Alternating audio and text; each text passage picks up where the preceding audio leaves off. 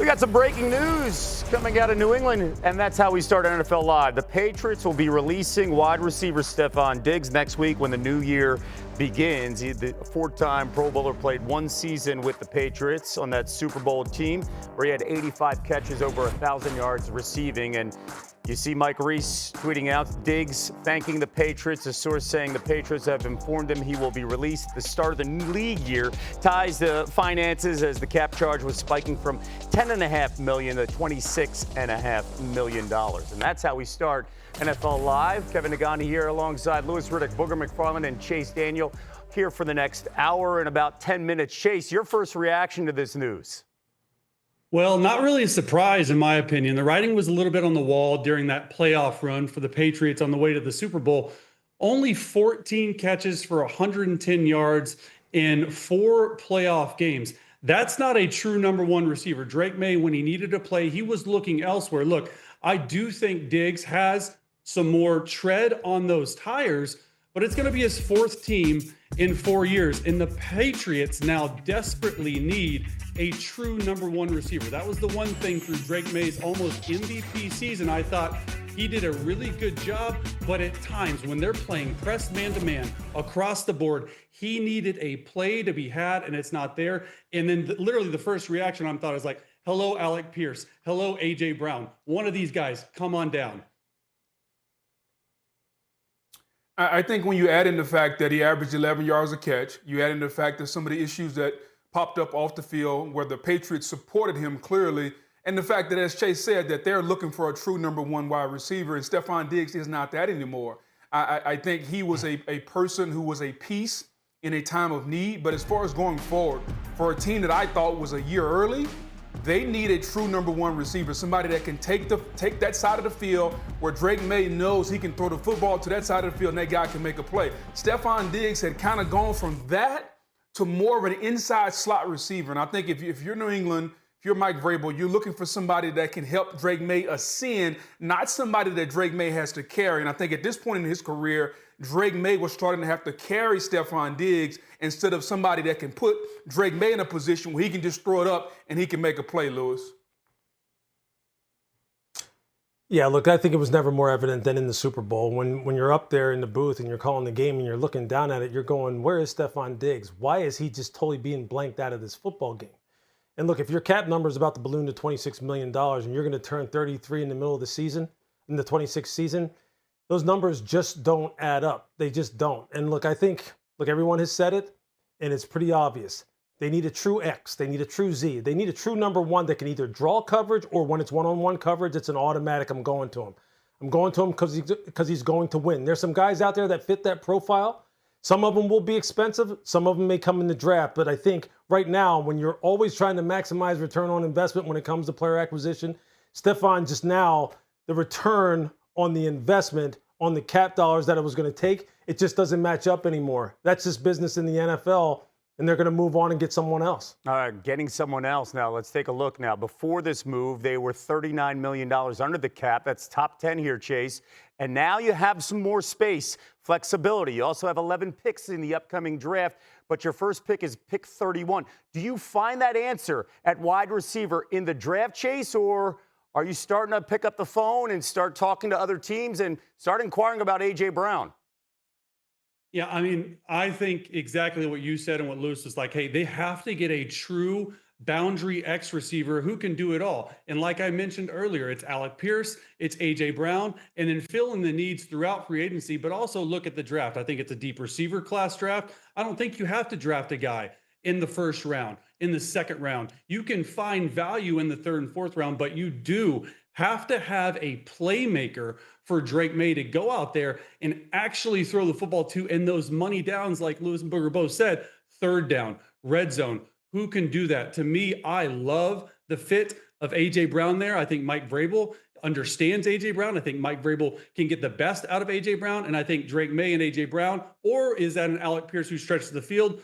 Those are my top two options, and then everything else you sort of fill in through the draft. So a Super Bowl team now looking for a wide receiver. We have more breaking news coming in. How about two Super Bowl contenders making a trade? The Rams and the Chiefs. By the way, the Chiefs agreeing to send all-pro cornerback Trent McDuffie to L.A. Last April, the Chiefs exercised the fifth-year option in McDuffie's contract, making his 2026 salary of $13.6 million fully guaranteed.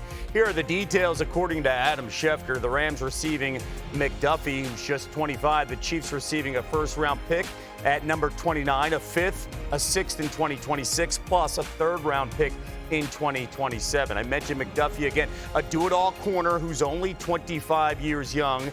8 career forced fumbles and 15 quarterback hits are both the most among all cornerbacks since entering the league in 2022. He was a first-team All-Pro in 2023, second-team All-Pro in 2024. 25 years old that you drafted and developed, but you also know are coming in line or down the line, you're going to wind up having to pay them a huge contract because Trent was about to embark on his free agent year and become a free agent in 2027, and Brett knows that. So now you have to start thinking, how do I divvy up this salary cap pie? Is there going to be enough to go ahead and really pay this man what he's going to want on the open market? Probably not. So what are you going to do then? You're going to try and get maximum value for this young man, and they got that. They got another number one. Now, that obviously creates another void for them on the defensive side of the ball. But what Brett Veach is trying to do, he's trying to stockpile picks. He's trying to not have a drop-off in terms of performance like at this position by getting younger, but getting younger and cheaper at the same time, because that's just life in the NFL. I can guarantee you they hated to get rid of Trent McDuffie. They hated to trade him away. And now it's going to put the onus on the front office, man. You have to find somebody to take this guy's role, because Trent is a guy who could shadow, he can move inside and move outside, and he was just a hell of a competitor and team locker room guy. You saw what Patrick Mahomes' reply was on social media already. They hated to get rid of this guy. But that's just business in the NFL once again in the salary cap era. Yeah, look, from the Rams' perspective, I love it. Like, they're taking a swing. It's sort of what they did when they won their last Super Bowl, forgetting about those picks, right? But I do like the fact that Trent McDuffie can play both inside and outside. He's an elite tackler. He gives the Rams an opportunity to play man-to-man coverage more often and take more chances. He's an excellent blitzer from the slot as well. Like I mentioned, the Rams, they had a glaring need. They went and got Roger McCreary at the trade deadline. Then you go out there and you get McDuffie. I think it's genius. The Rams are in a very small Super Bowl window with Matthew Stafford probably playing 1 or maybe 2 more years. This just signifies to me they're all in. You heard him say last week, we need to get an all-pro caliber guy. This just makes defense a lot easier. You can literally, as a quarterback, forget about throwing to the half of the field that he's on. It just makes their defense better. It makes their defensive line better. It makes their entire operation better.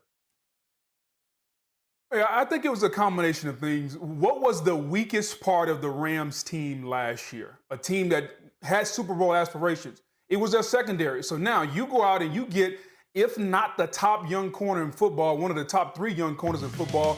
Yeah, we know you're going to have to pay him. And so what you have to do is do the exercise of, could I get the same value at pick number 29 or something close to that? And I think Les Snead and everybody in the front office said, I'm going to go get the known commodity.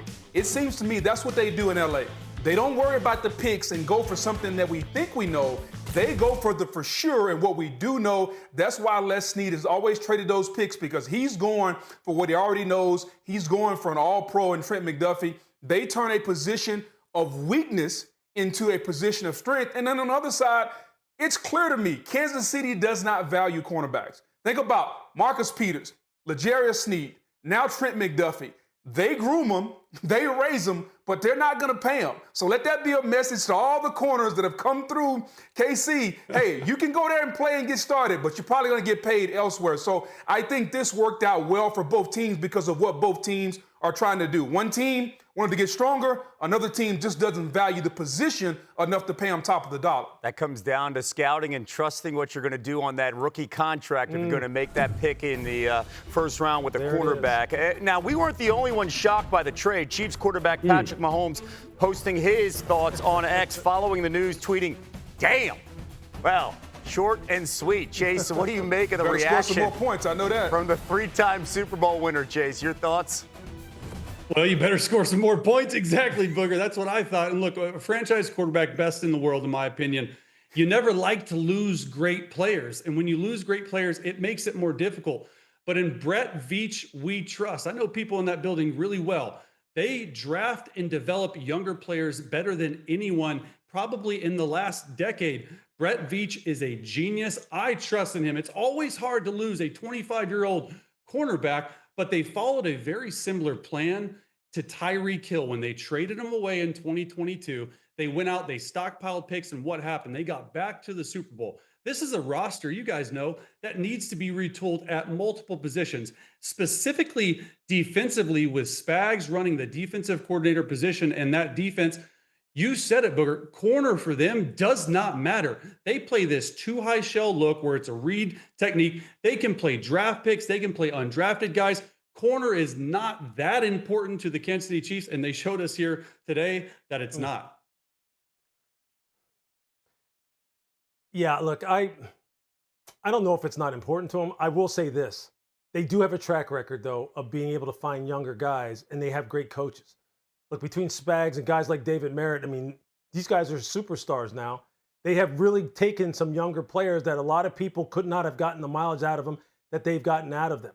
So he's going to have to invest in the position at some point. He's stockpiling draft picks.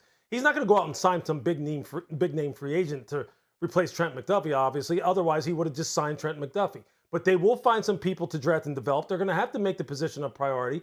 I think, though, there's no question that there's going to be an emphasis on really trying to upgrade the explosive component of the offense this year. I think that's where a lot of their attention is centered on. They have to take some of the pressure off of Patrick. They have to find another wide receiver. We don't know what's going to happen at tight end, and they better get some people to help out Chris Jones. So there's a lot of needs on this team, a lot of them. And so right now he's trying to put together that diagram about what this is all going to look like. But at corner, well, that's one thing. You're right. Look, Chase, I agree with you. That's one thing that Brett would sit there and go, if there's one thing I've shown you I can do, I can find corners that David Merritt and Steve Spagnuolo can go ahead and develop. I have proven to you I can do that, and I'm going to have to do it again. Couple of house cleaning things. This will mark the first time the Chiefs have multiple first-round picks since 2022. That was the year they drafted Trent McDuffie 22nd overall. And the Rams sent their second of 2 ones, their own 29th pick, to the Chiefs. They still have the 13th pick, which they acquired from the Falcons. Keep that in mind. Les Snead's still cooking with a first-rounder.